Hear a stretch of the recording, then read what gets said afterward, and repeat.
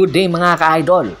Update tayo sa PBA. Official na ngang maglalaro si Robert Bolick Jr. sa NLEX Road Warriors sa paparating na Wednesday kontra sa Tropang Giga. Sa katunayan ay nag-insayo na ito sa NLEX Road Warriors at nakapagpirma na ng kanyang kontrata. Hindi lang sinabi ang mga information regarding sa kanyang kontrata, bagkus ay nag-focus na agad ito sa practice na kung saan ipapakita daw niya ang kanyang 100% at nagpapasalamat siya sa management ng NLEX sa pagbibigay ng pagkakataon at papatunayan daw ni Berto na karapat dapat siya sa pagkakataong ibinigay sa kanya ng NLEX at nagpapasalamat din ito kay Commissioner Willie Marcial sa pagtanggap muli niya sa kanya sa PBA.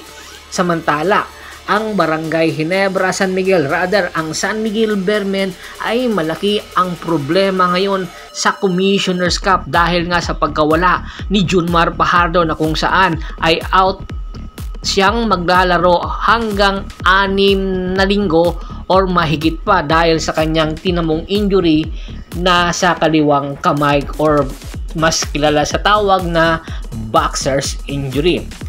Kaya naman sa kartadang 3 wins and 3 losses ay malaki ang posibilidad hindi man sila nagpapahalata ay nagpapanik na ngayon ang SMB. At ayon nga kay Idol Snow Badwa at sa kanyang kuliglig, malaki ang tsansa na magbabago ng coaching staff ang SMB. At isa nga sa mga number 1 moves ng SMB para magbago rin ng lineup ay pagkuha nito kay Don Trollano na kung saan bataan nga ni Coach Leo Austria. Oo, ang magtitik over na daw ayon mismo kay Idol Snow Badwa, ititik over muli ni Coach Leo Austria ang head coaching anytime kung sakaling mabibigyan na ito ng go signal ni RSA. Ayon kay Idol Snow Badwa, kaya nagbalik si Coach Leo Austria sa SMB dahil sa utos ni Boss RSA o Ramon S. Ang na siya ang may-ari ng San Miguel Bearmen.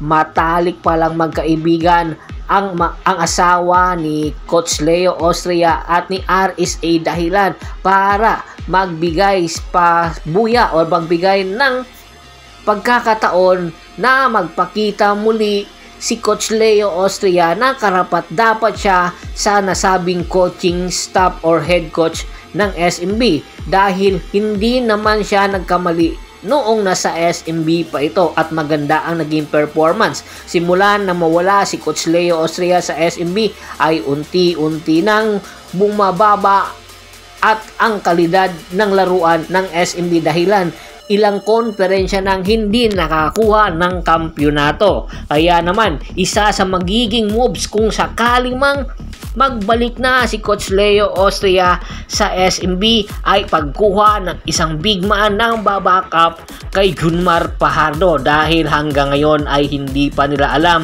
kung magagamit na ba agad nila si Junmar Fajardo after 6 weeks. At isa sa kanilang number 1 option na kunin ang big man ng Blackwater Bossing na si Troy Rosario.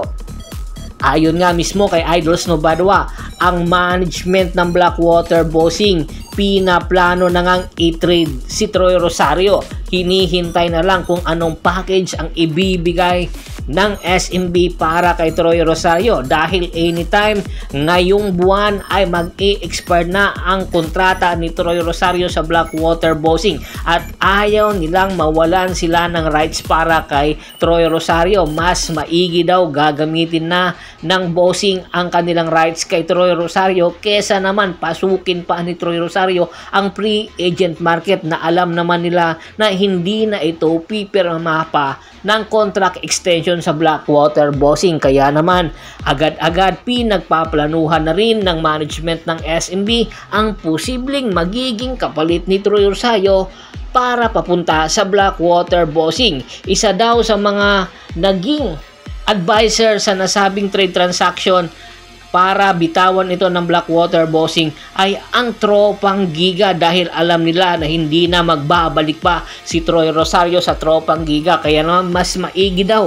na ibigay na ito sa SMB at bigyan sila ng mga players or future picks na pakikinabangan ng Blackwater someday at ng Tropang Giga, dahil alam naman natin na ang Tropang Giga, ang number 1 farm team nila ay ang Blackwater bossing. Kaya ang negotiation ng Blackwater at ng SMB anytime ay malaki ang posibilidad na maililipat na si Troy Rosario sa SMB dahil badly needed na ang kanyang serbisyo.